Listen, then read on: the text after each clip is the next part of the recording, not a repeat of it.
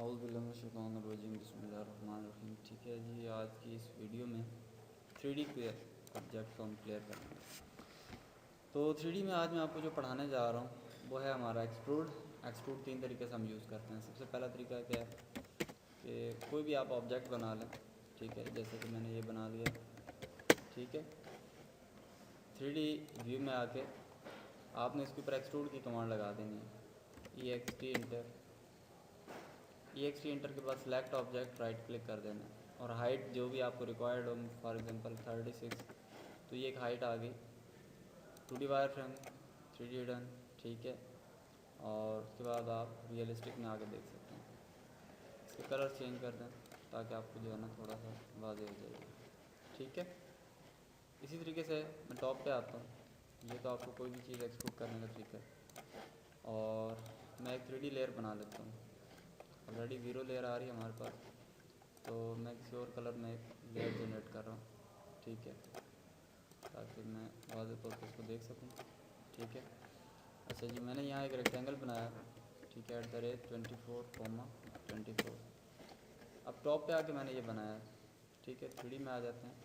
मैं इसकी कुछ कॉपियाँ ले लेता हूँ। फॉर एग्जांपल जो है एक कॉपी मैंने यहाँ ले ली और दूसरी कॉपी कहीं यहाँ ले ली। इसको मैं एक्सट्रूड कर रहा हूँ टेपर एंगल पे, EXT enter, select inter, T inter.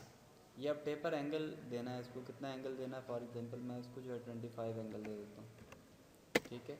अब हाइट मैंने दे दी 24, तो ये इस तरह से 24 की हाइट पर 25 एंगल पर ये जो है एक्सट्रूड हो गया, ठीक है। इसी तरीके से मैं इसको एक्सट्रूड करता हूँ, EXT enter, select inter, T inter. Taper angle मैंने इसको जो 35 दे दिया, या मैं इसको 15 दे देता हूँ, हाइट 24 दे दी, ठीक है। तो इस तरह से आएगा। इसी तरीके से EXT enter, select inter, T for taper angle, angle मैं बढ़ा देता हूँ, 45 कर देता हूँ और हाइट वही 24 रहने देता हूँ। तो इस तरह से आ जाएगा, ठीक है। समझ में आ रहा है। अगर इनको मैं चाहता हूँ कि अंदर से होलो हो जाएँ, खाली हो जाएँ, तो उसके लिए हम क्या करेंगे, REC इंटर, ठीक है। कोई भी रेक्टेंगल बना ली, मैंने कहा जी 10 फीट, 10 फीट, ठीक है। 10 बाय 10 फीट की एक रेक्टेंगल बना ली और मैं ये कहता हूँ कि वो इंटर 9 इंटर 9 जो है अंदर एक इसका ऑफसेट ले लिया। अब मैं एक्सट्रूड करूँगा पहले बाहर वाले को, extrude T enter, T for taper angle, angle दे दिया मैंने इसको 45 और हाइट दे दी मैंने इसको फॉर एग्जांपल 36, ठीक है। तो ये कंडीशन आ रही है। अच्छा, अब दूसरा है EXT इंटर, इसको मैंने एक्सट्रूड किया, T for taper angle, angle 45 दे दिया और हाइट आप 36 नहीं देनी, 36 से कम दूंगा मैं। फॉर एग्जांपल मैं इसको 30 दे देता हूँ हाइट, ठीक है। क्लियर। अब ये दो ऑब्जेक्ट हैं, ऑर्बिट से आप इसको ऑर्बिट लिख के आप इसको क्लिक करके घुमा के देख सकते हैं। अब सब्ट्रैक्ट की कमांड अप्लाई कर रहा हूँ। सब्ट्रैक्ट होता है SU इंटर, बाहर वाले ऑब्जेक्ट पे क्लिक करें, इंटर करें, फिर अंदर वाले ऑब्जेक्ट पे क्लिक करके इंटर कर दें, अंदर से खाली हो जाएगा, ठीक है। क्लियर। इस तरह से आपको कोई भी शेड बनाने होता है, छतें बनानी है, वो आप बना सकते हैं, ठीक है। अच्छा, इसी तरीके से पाथ की कमांड होती है। कौन सी कमांड है, पाथ की। टॉप पे आया, टॉप पे आके मैंने एक सर्किल ले लिया, फॉर एग्जांपल मैं ये सर्किल लेता हूँ 6, ठीक है। अब मैं फ्रंट पे आ जाता हूँ, इस पर आ जाता हूँ, फ्रंट पे एक पॉली लाइन ली और ये पॉली लाइन में ले रहा हूँ 24 और फिर यहाँ ले लेता हूँ मैं 36, फिर नीचे आया 12 और फिर मैं इधर चला गया 24। इस तरह से मैंने कोई पॉली लाइन ली है, ठीक है ना। क्लियर। मूव करा दिया, इसको उठाया मैंने यहाँ ला के रख दिया, ठीक है। अच्छा, ये जो सर्किल है इसकी मैं एक डुप्लीकेट ले रहा हूँ। क्या ले रहा हूँ, डुप्लीकेट, ठीक है। EXT इंटर, एक्सट्रूड करूँगा और P इंटर करके पाथ दे दूँगा इसके ऊपर, ठीक है। आई समझ, ठीक है। ये पाथ हो जाएगा। अच्छा, इसको मैंने कहा O इंटर और 3 इंटर, 3 इंच मैंने इसको बाहर ऑफसेट ले लिया। अब मैं इसको EXT enter, select enter, P enter, P for path दे दूँगा। अब दोनों पाथ में फ़र्क क्या होगा कि एक को हम अंदर से होलो कर सकते हैं।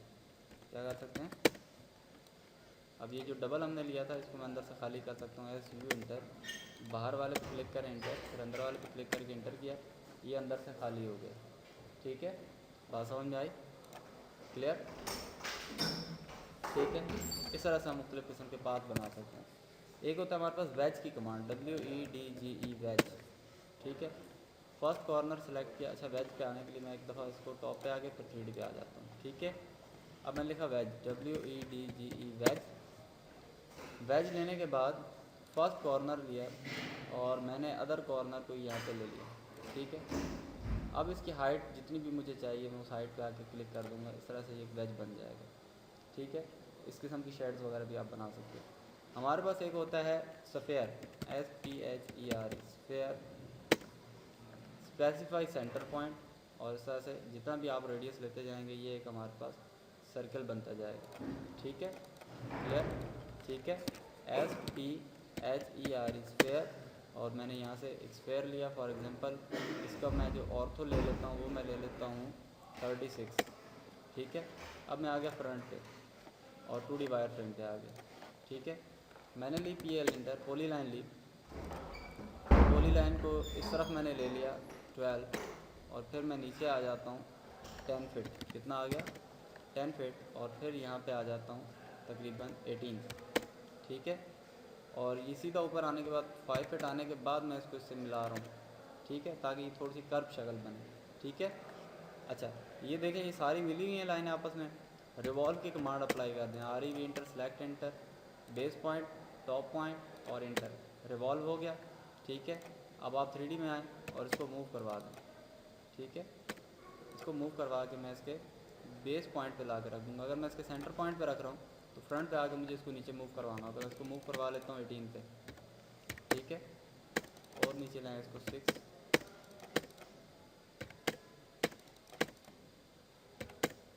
ठीक है, समझ में आ रही है। तो एक 3D में बन गया, एक पिलर है उसके ऊपर आपने एक बॉल लगाया हुआ, ठीक है। मुख्तलिफ़ किस्म के डिज़ाइन वगैरह आप इससे जनरेट कर सकते हैं, ठीक है।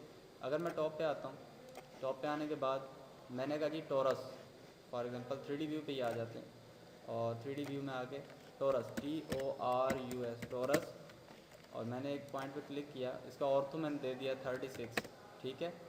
36 ऑर्थो देने के बाद दूसरा ऑर्थो देना है जो इसका अपना रेडियस है अंदर का, ठीक है, वो मैंने दे दिया 6, तो ये एक टोरस बन जाएगी। बात समझ में आ रही, ठीक है, क्लियर।